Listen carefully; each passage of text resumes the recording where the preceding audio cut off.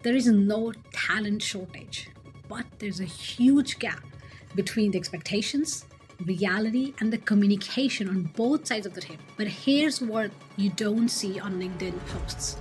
Penetration testing is 30% actual hacking, 30% reporting, and 40% communicating to the stakeholders what the heck to do with the findings.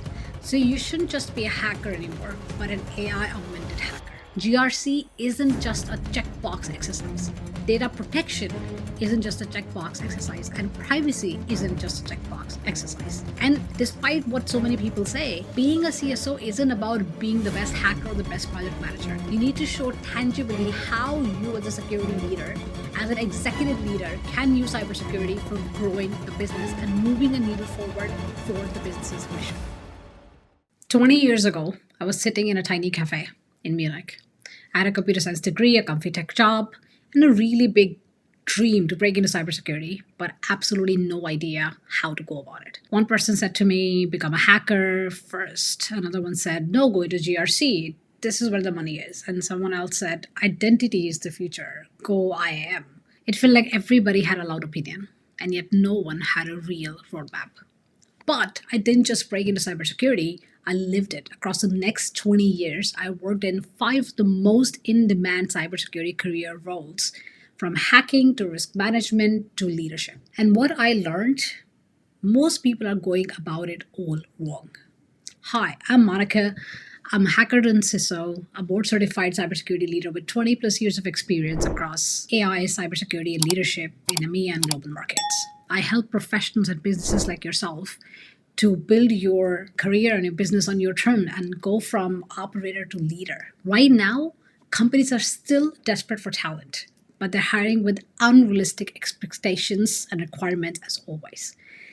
And professionals, they're chasing certifications without knowing what the job actually needs from them, right? So in this video, I'm giving you the truth, what each role really looks like, what the hiring managers are actually looking for, what they want, and the smartest path to grow into a security leadership role in Europe, in US, or any regulated industry. My goal here today is to try and save you years of trial and error. So let's dive in. 53% of companies are still struggling to fill cybersecurity roles in 2025, even with millions of people wanting to break in. 53%. There is no talent shortage, but there's a huge gap between the expectations, reality, and the communication on both sides of the table. Companies come with unrealistic goals, right? Totally missing what really is needed. Candidates, on the other hand, apply to jobs left, right, and center, completely unaware of what exactly the role needs and how to communicate their experience in a way that resonates with the recruiters and the hiring managers. So there's this miscommunication and misexpectations and misalignment happening on both sides of the coin. So if you're in the same boat, you need to know what some of the key roles truly entail and what companies are looking for to stand out in 2025. Number 1, hacker. Let's start with the cool one, right? The role everyone thinks about first when they think of cybersecurity. I just started as a junior pen tester because, let's be honest, who doesn't want to feel like a cyber ninja? Call in Linux, Burp Suite, capture the flag competitions. I did it all. I even got my OSCP certification. For a while, I felt unstoppable. But here's what you don't see on LinkedIn posts.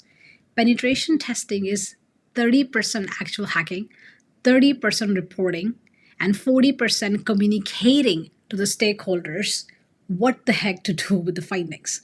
Because if you cannot do that, if your report sits in just a folder that nobody ever looks at, then you didn't really add value as a hacker. Especially in Europe where everything is compliance driven. You're doing assessments for ISO audits, GDPR compliance checks, PCI DSS reviews, and then you wait and wait for teams to actually fix the problems that you found, and many never do. Last month, I talked to a pen tester in Berlin. He found critical vulnerabilities in a client system, right? 6 months later, still not fixed. His report is sitting in someone else's folder or an email somewhere. Hacking, a very technical role. But if you really want to move the needle forward, You need to spend a hell lot of time writing reports that are consumable, that are understandable, that are digestible, and communicate things in a way that business leaders actually do something about it. So here's the pro of actually being a hacker. You get amazing hands-on technical experience. You build rock solid security foundations. You can also learn how to create exploits, which in most cases you will actually do if you want to succeed in it, right? And to be honest, it looks impressive on your resume. Why not, right? But here are the challenges. It will give you a limited view and experience of understanding the business strategy unless you manage to get into the right rooms. It will be hard to scale your impact across the business unless you move up and unless you speak risk, which is what you need to do anyway if you want to be a successful hacker. Then AI is already automating parts of it, right? So reconnaissance, basic scripting, and this will get even better going forward. We'll be using more and more AI-based offensive security, right? Not just by the bad guys, but also for testing our own systems. So you shouldn't just be a hacker anymore, but an AI augmented hacker. So here's the bottom line when it comes to this role, right? Great starting point, but if you want to lead, you will need to either pivot eventually or move in a different role in the same company or different company, or become a CEO of your own security company offering offensive security services, right? So there is a way to go forward and there's a way to be a leader in this track. I'm not saying that, but you need to understand the pros and the challenges that it comes with it. Now, here's the role that shocked me the most, and it's probably not what you're thinking. Number 2, head of IAM, or Identity and Access Management. This one, for me, came out of nowhere. I moved into Identity and Access Management almost by accident. I was looking to move to Norway. I didn't speak a single word of Norwegian. There were only 3 jobs in the entire portal that were in English or that allowed you to apply if you were not a Norwegian speaker. So I could only apply to 3 jobs, and I applied to 3 jobs. Apparently, those were the only ones that were available in English. To my surprise, positively, I got offers from all 3, but I agreed to join to lead Identity and Access Management for a bank. This job changed everything for me because IAM is where security, business operations, and compliance, they all merge into each other. It is basically the most fundamental and critical control within cybersecurity, right? Everything is access. As the head of IAM, you kind of hold the keys to the kingdom in a way. Who gets access to what, when, how, why, how does the architecture look like, right? How is the governance around it? As head of IAM, I led teams working with HR, IT, legal, cloud operations, because this touches every single department, starting from onboarding through reorganizations and all the way to offboarding, right? I have led IAM multiple times in my career, not just as the head of IAM, right? Also in my other security leadership roles, where my team and I owned IAM strategy, IAM governance, and the IAM process. So we defined, for example, the Zero Trust architecture, got it implemented, set up identity federation and automated user access across different departments, business units, and countries. So this role is still exploding in 2025.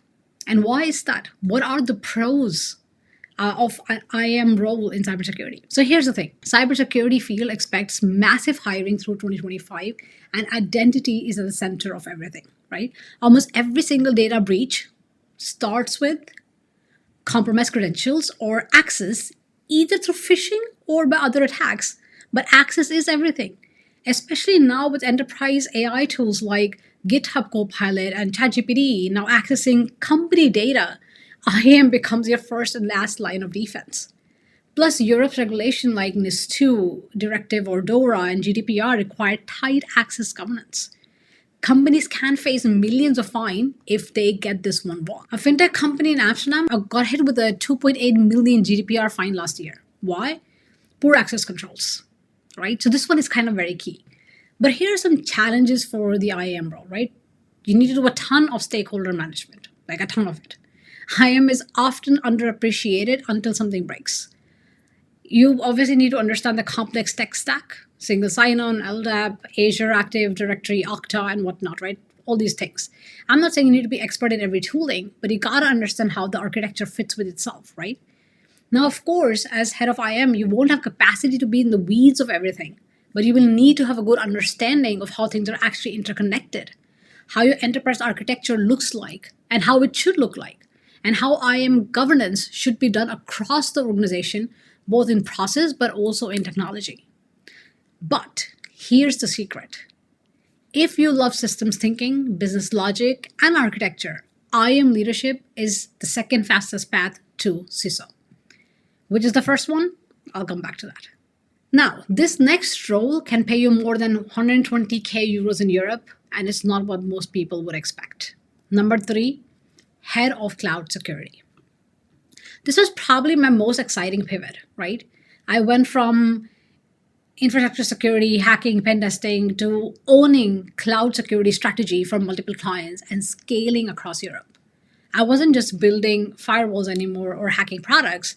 I was helping the businesses digitalize their enterprise from legacy IT, OT, to IoT and whatnot across environments safely. I also ended up joining the board of Cloud Security Alliance. So whether the teams were assessing cloud readiness, migrating apps and data, or spinning up and securing containers, implementing identity access management in Azure, or rolling out DevSecOps pipelines, I could see the direct business impact every single day. So why is this role absolutely exploding? And that's a great fit for you. Cybersecurity market in EMEA is projected to grow by 7.19% through 2029. And most of that growth is cloud driven. Now, even though the number is only for EMEA, the fact is that most of the growth that's happening across the world is cloud driven. With AI tools now everywhere, hosted on the underlying data center infrastructure, and most enterprise AI models being cloud-based, companies need cloud-based security for their large language models. Prompt injection attacks or data leakage or model poisoning, right? But here are the challenges with this role. You need, of course, to have some understanding and technical knowledge of IAM and CI/CD pipelines, Kubernetes, and so on. Vendors, especially in the cloud security space, do change everything constantly, right? So you need to be really up to date and on speed with that. There is overwhelming complexity. You will spend half the time convincing developers that security won't slow them down, especially when you're trying to get compliance around your cloud environments, because that's a big challenge. Even more challenges when it's across geographies where regulations are quite different, right? So you gotta understand the legal landscape when it comes to cloud security as well. But if you know how to help companies digitalize their business through secure cloud environments and speak the language of engineers and developers, you have the companies fighting over for you. So cloud security is actually a good fit for you. Now, this next role might sound boring, but it's actually a secret weapon that boards love most. Number 4, head of GRC and privacy. Look, I'll be totally honest. I used to think governance, risk, and compliance was the boring corner of cybersecurity. Having come from a hacking background, which was really fun, I was like, GRC, really? But I was completely wrong. After spending months dealing with GDPR audits, SOC 2 certifications, and ISO implementations, and data protection, I actually gained massive respect for this field. But that's only going to be true if you do it correctly. If your goal is just to check some box, you may do it, but you won't do justice to the role, and it's not going to be the most fun. Because the role isn't just about writing policies. It's about enabling trust with regulators, with clients, with your own board of directors, helping them navigate the risks, but also take the right risks for their business. GRC isn't just a checkbox exercise. Data protection isn't just a checkbox exercise, and privacy isn't just a checkbox exercise. And despite what so many people say, to be successful in GRC, you got to have the basic understanding of technology, right? It's not just of filling forms. It's not just writing policies. You got to have that expertise to be able to make sure that's actually implemented. And it's not just in paper, because a policy is only going to get you so far. That doesn't provide any level of security, to be honest. It's about managing business risk, providing the right approach to regulatory compliance, and ensuring data subjects' rights to data protection and privacy. And that requires not just policy, but also implementation. So what makes GRC and privacy so powerful right now? Various regulations like GDPR, NIS2, DORA, the EU AI Act, they're all out there, right? And different geographies have different regulations of their own. Companies must comply or they can face millions of fines, right? Job postings for cybersecurity and privacy leads basically surged 40% from 2023 to 2024 because the regulatory landscape is so complex, right? Roles in this space often escalate or go directly to chief information security officer or chief security officer or chief risk officer or head of security and privacy or data protection officer or VP of compliance. So there's a direct path from that field, from this domain, from this role to executive leadership role. But this is not just going to happen if you're just going to do GRC or privacy as a checkbox. It won't.